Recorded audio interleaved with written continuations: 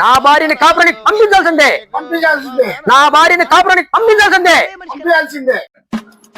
రే, నువ్వు ఎంత అరిసి పెట్టినా నా కూతురు కాపురానికి పంపిను. నీ చేతనం చేసుకో. మచ్చలున్న చంద్రుడైనా పచ్చి విసపు నా ఏంట్రా గొడవ?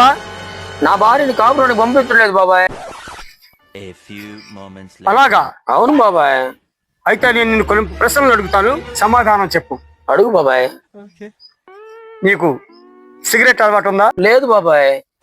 మరి మందు అలవాటు ఉందా? లేదు బాబాయ్. మరి గుట్కా అలవాటు ఉందా? లేదు బాబాయ్. మరి సెకండ్ వైఫ్ ఉందా?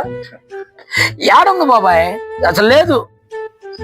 మరి నీ పెళ్ళాన్ని వారానికి 2 సార్లైనా కొడతావా? అంత ధైర్యం నాకెక్కడ బాబాయ్, కొట్టను బాబాయ్. మగాడిగా నీకు ఏ అర్హత లేనప్పుడు నీ భార్య ఏమి చూసి నీ దగ్గర కాపురానికి వస్తుందిరా?